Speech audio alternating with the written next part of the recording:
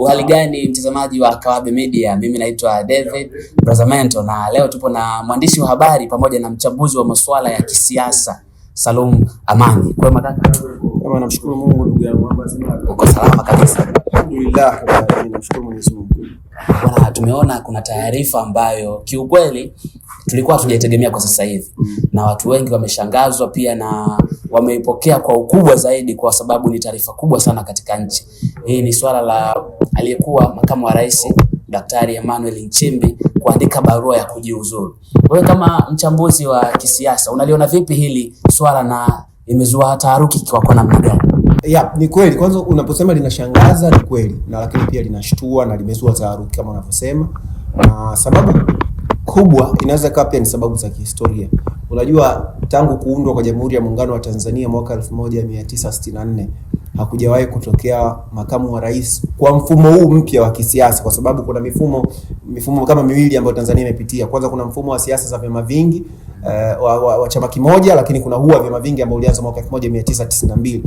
Kwa hiyo mara ya mwisho makamu wa rais anajiuzulu ilikuwa ni katika ule mfumo wa awali, mfumo wa chama kimoja, ambapo Aboud Jumbe alijiuzulu. Na kwa wakati ule makamu wa rais alikuwa pia ni rais wa Zanzibar. Yaani unakuwa rais wa Zanzibar alafu unakuwa makamu wa kwanza wa rais wa Jamhuri ya Muungano wa Tanzania. Kwa baada ya kubadilisha mfumo kuja kwenye mfumo wa vyama vingi kutoka mwaka 1984 hiyo mpaka hivi sasa mwaka 2026, ndio kwa mara ya kwanza kiongozi mwenye hadhi ya Dr. Nchimbi anajiuzulu. Tunajua viongozi wengi wameshajiuzulu hapo nyuma, akiwemo Waziri Mkuu Edward Ngoyai Lowassa aliwahi kujiuzulu mwaka 2008 wakati wa utawala wa Kikwete. Kwa hiyo sio ajabu kwa viongozi, lakini ni ajabu kwa makamu wa rais kujiuzulu, kwa sababu haijawahi kutokea. Kwa hiyo ukiniambia inaashiria nini ama inamaanisha nini, nachoweza kukujibu tu kwa haraka ni kwamba hii inaashiria mabadiliko. Kwa sababu kama kwenye mfumo wa chama kimoja tulishuhudia, na sasa kwenye mfumo wa vyama vingi tumeshuhudia, manake haya ni mabadiliko, na ndio ishara kubwa ya kujiuzulu kwa Dr. Nchimbi. Tunaona siku za nyuma kabla ya kujiuzulu kwa Daktari Nchimbi kulikuwa na mtafaruko kidogo, na tumeona hata pia wanasiasa kadhaa hata bungeni ilizungumzwa, na pia hata wachambuzi wa kisiasa waliongelea hilo swala. Kulikuwa na migogoro ya hapa na pale ambayo ilikuwa ikiendelea. Unahisi hii migogoro ndio chanzo cha kilichopelekea Daktari Emmanuel Nchimbi kujiuzulu? Kwanza David, nikwambie kitu kimoja. Kujiuzulu kwa Dr. Nchimbi, ama kabla tujazungumzia kujiuzulu kwake kwenye swala la mgogoro, yaani ukizungumza migogoro yenyewe inabakia kuwa kitu kimoja, tunasema ndani ya Chama cha Mapinduzi, wa ndani, wa nje. Yaani waliopo ndani ya Chama cha Mapinduzi ndio wanaofahamu nini kinaendelea ndani ya Chama cha Mapinduzi. Lakini sisi tulioko nje ya Chama cha Mapinduzi hatufahamu. Ikumbuke kwamba hivi karibuni alisimama katibu wa uenezi wa uenezi wa Chama cha Mapinduzi, tena ni kiongozi, aliulizwa na waandishi wa habari kwenye moja ya mahojiano yake kwamba inasemekana mlimuita Dr. Nchimbi kwenye kikao cha nidhamu, wenyewe anaita kamati ya nidhamu, kwenye ile kamati, na akasema tunapokuja swala zima la Chama cha Mapinduzi sisi hatuangalii cheo chako. Kwa hiyo kama aliitwa na utaratibu wa kawaida, na kwa maneno yale inaashiria ni kweli Dr. Nchimbi aliitwa kwenye kikao au kwenye kamati ya nidhamu.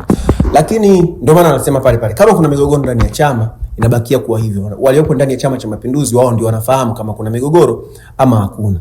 Lakini kusema kwamba mgogoro unaweza ukawa umesababisha kumuondoa Dr. Emmanuel Nchimbi, nashindwa kukupa jibu la moja kwa moja.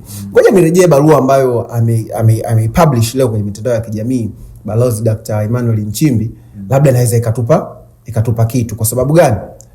Hapa nataka nisome hichi kipengele ama hii aya ya pili ambayo ndio mimi nimeona ndio mzizi wa barua nzima. Anasema hivi: tarehe 27 Agosti mwaka 2025 nilimwahidi Mheshimiwa Rais Dr. Samia Suluhu Hassan kuwa nitamsaidia yeye na nchi yetu kwa uwezo wangu wote na kwa uaminifu. Pia nilimhakikishia kuwa siku yoyote akiona anahitaji makamu mwingine wa rais nitaachia nafasi hii. Unaona hapo? Ondoka na hiyo kwamba nilimhakikishia kuwa siku nyingine yoyote, nilimhakikishia siku nyingine yoyote atakayohitaji makamu mwingine wa rais, basi nitaachia nafasi hii. Hapa anamalizia hii ya pili kwa kusema nimejiridhisha pasipo kuwa na shaka kuwa Mheshimiwa Rais anatamani mabadiliko, na hivyo nimeamua kutimiza ahadi yangu. Kwa hiyo hapa ametimiza ahadi. Ukisoma aya ya pili ya hii barua, aya ya pili inaeleza kiundani kabisa kwamba alichokifanya aliwahi kukiahidi, na kama amefanya manake ametimiza ahadi ambayo alikuwa ameiahidi. Na yeye kasema kabisa amejiridhisha pasi na shaka kuwa Mheshimiwa Rais anahitaji mabadiliko, anahitaji makamu wa rais. Kama mabadiliko anayohitaji ni hayo, manake anahitaji makamu wa rais mwingine.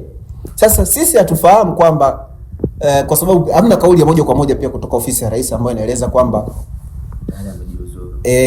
sio kwamba amejiuzuru. Yaani hapo tayari kwamba yeye ameshasema kuanzia tarehe 4 ataachia nafasi hiyo, na hakuna taarifa yoyote kuhusiana na hii barua kutoka ofisi ya rais. Kwa hiyo hatuna majibu ya moja kwa moja kwamba ndio ni rais alitaka hivyo au yeye kwa utashi wake, kwa sababu yeye anasema nimejihakikishia.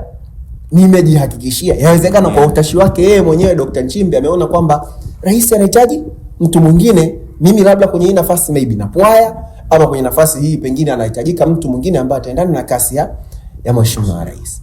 Kwa hiyo barua hii inaeleza nia ya dhati ya Dr. Nchimbi ya kujitoa kwenye nafasi hiyo, lakini pia amesema anajiuzuru masuala mazima nini ya kisiasa. Kwa hiyo tusitarajie kumuona Dr. Nchimbi kwenye majukwaa mengine ya kisiasa, kwa sababu ameshasema sasa amestaafu rasmi na anakwenda nje.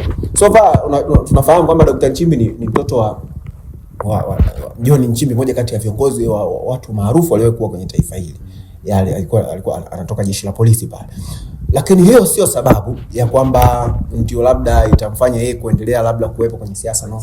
Lakini kwa sababu kama akasema yeye mwenyewe anaona anahitaji kujiweka mbali na siasa kwa wakati huu, basi na sio mara ya kwanza kama aliweza kujiuzuru, aliweza kuomba nafasi hiyo ya kukaa pembeni na siasa, ya kututangaza nia ya kugombea na kugombea nafikiri ilikuwa ubunge wa jimbo la Ruangwa.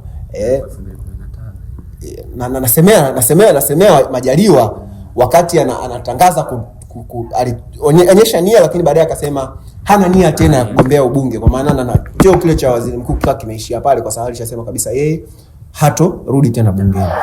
Kwa hiyo haya ni mabadiliko, na kama nilivyosema mwanzo, mabadiliko yanapokuja huwezi kuyakataa. Kwa hiyo yeye kama ni swala ni mgogoro, ndugu yangu, tuwaachie wenyewe. CCM wao ndo wanafahamu kwamba kuna mgogoro au vipi, lakini kwa kile kinachoendelea, mimi nimekwambia hapa, watu wakisema Yuda au kumsema Yuda ni nani, wengine wakasema ni Nchimbi. Lakini juzi tunakumbuka kuna gazeti lilikuwa limeandika, gazeti la Mwanahalisi limeandika habari kuhusiana na Dr. Nchimbi agoma kujiuzuru, na ile habari ikasababisha ile gazeti likafungiwa. Kwa hiyo unaweza ukaconnect dot kwa kile ambacho kimetokea na kwa kile ambacho kilikuwa kinaendelea hapo awali, lakini mimi binafsi yangu nachoweza kusema haya ni mabadiliko na yamekwisha kutokea, tusubiri. Sawa, wakati tunasubiri kwamba nini kitafuata, ni unahisi nini sasa kinakuja kutokea mbele kwa mambo ya kisiasa, na kwa uelewa wako kama mchambuzi wa kisiasa, ni nini kinafuata sasa baada ya hapa? David, sasa hivi kila kitu kiko wazi. Yaani kila kitu kiko wazi, na hiyo haina masuala mengi ya kujiuliza sana nini kinafuata.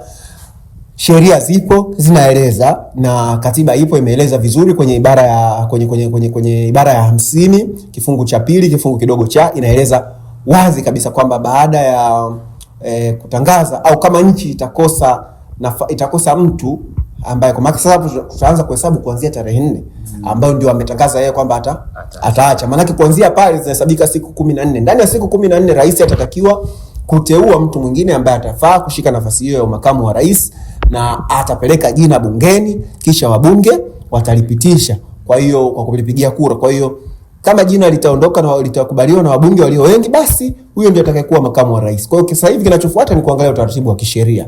Though kama nilivyosema mwanzo, hakuna taarifa kutoka ofisi ya rais, lakini tunasubiria. Sisi tunachosubiria ndio hicho, taarifa kutoka ofisi ya rais kwamba kuja labda kueleza kuhusiana na hii barua, ama la kutuletea jina la la makamu wa rais mteule mpya ambaye ataenda kupigiwa kura bungeni kisha akapitishwa kwa wabunge kwa kura za wabunge wengi, basi atakuwa ndio makamu wa rais. Kwa hiyo sheria inasema hivyo, iko wazi hiyo.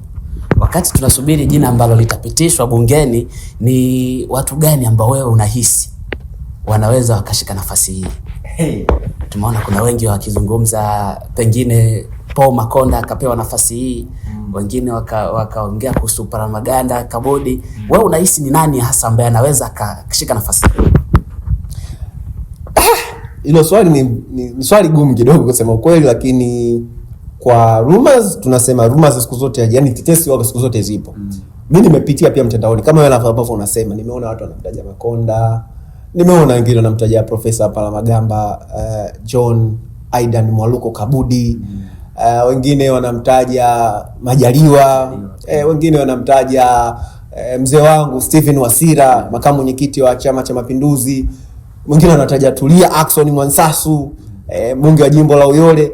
Wanatajwa watu wengi, lakini mimi ukiniambia na Doto Biteko pia nimesahau kumtaja hapa. Nani mmoja kati ya watu ambao wanatajwa sana kwenye mitandao ya kijamii. Swala la uteuzi ni utashi wa rais pamoja na washauri wake. Swala la uteuzi sio propaganda wala sio tension za mitandao ya kijamii. Niamini mimi David. Watu watashangazwa. Watu watashangazwa vipi? Rejea mwaka 2015 wakati Rais Magufuli ameapishwa tu kuwa rais wa Jamhuri ya Muungano wa Tanzania. Watu wengi walikuwa wanatajwa kwamba fulani anaenda kuwa waziri mkuu, fulani anaenda kuwa waziri mkuu, fulani anaenda kuwa waziri mkuu. Majina mengi yalitajwa. Lakini katika hali sio ya kawaida watu wakashangazwa. Anakuja kutajwa Majaliwa, Kassim Majaliwa ambaye sio moja katika majina yale prominent yaliokuwa yakitajwa. Maana yake swala la uteuzi ni utashi wa rais na washauri wake, na wala sio influence ya mitandao ya kijamii. Lakini ukiniambia, je, Makonda anafaa kuwa makamu wa rais? Jibu naweza kujibu kama ameweza kuwa mkuu wa mkoa, kwanza mkuu wa wilaya, kuwa mkuu wa mkoa, kuwa naibu waziri, kuwa waziri ndani ya muda mfupi. Haishindikani kuwa makamu wa rais. Haishindikani. Ni utashi tu wa rais mwenyewe. Yaani rais akiamua kwamba bwana naona Makonda ananifaa, sisi hatuwezi kupinga. Wabunge wataenda pale wakipitisha jina lake ndio anakuwa makamu wa rais. Wala huyo Doto Biteko sio kwamba hafai kuwa makamu wa rais, alikuwa naibu waziri mkuu tunakumbuka. Au Aidan Palamagamba, Aidan Mwaluko Kabudi. Ni wale ni viongozi wa kitaifa wa muda mrefu kwenye taifa hilo, lazifahamu siasa za taifa hili. Hata huyo Tulia Ackson Mwansasu ni watu ambao tunawafahamu, amekuwa rais wa umoja wa mabunge duniani. Kwa hiyo unaona ni namna gani ambavyo hata hao wanaotajwa ni viongozi wakubwa, wana nguvu kubwa ya ushawishi, wanazungumza wakasikilizika. Lakini siwezi kutoa majibu ya moja kwa moja kwa sababu swala la uteuzi ni utashi wa Mheshimiwa Rais. Kwa hiyo tunamwachia yeye mwenyewe Mheshimiwa Rais akiamua, akiona nafaa, akiona hata mimi nafaa. David, kwani kwa hata kama mimi nafaa, rais leo hii limekuja PDF hapa, ndugu yangu Kawabe hapa bwana Salumu Amani unahitajika kule, nenda kae makamu wa rais, utambishia rais? Uwezi. Hata wewe ndugu yangu unaweza kuwa makamu wa rais aliyakuwa kwamba umetimiza vile vigezo, ni Mtanzania, hujawahi kukutwa na mashtaka 1 2 3 na zile taratibu na sifa zote za kuwa makamu wa rais, basi unakwenda. Kwa hiyo mimi nafikiri kwa sasa ni mapema sana, lakini hao watu zile kete ambazo zinajaribu kusukuma huku na kule lakini ukiniambia mimi napenda nani awe makamu wa rais, pia nakuwa nakosa majibu kwa sababu mimi nilitamani viongozi wengi wangepewa nafasi hiyo, kwa sababu sio nafasi rahisi kama ambavyo sisi tunafikiria. Ile nafasi ngumu sana. Ile nafasi ngumu mpaka unamwona mtu kama Nchimbi anaamua kuachia nafasi kama ile, ujue yawezekana pia kuna mambo yameenda kombo au mambo mengine yamemfikia shingoni na vitu kama hivyo. So nafasi ngumu na yoyote yule anaweza kufaa, lakini siwezi kutoa jibu la moja kwa moja kwamba fulani mimi namuona, yani hapo tumwachie mwenyewe rais ataamua. Sawa, mimi nikushukuru, lakini maelezo yako mengi sana yalikuwa kwa Mheshimiwa Paul Makonda. Naondoka na hilo kichwani. Nikushukuru sana. Asante sana kaka, nashukuru.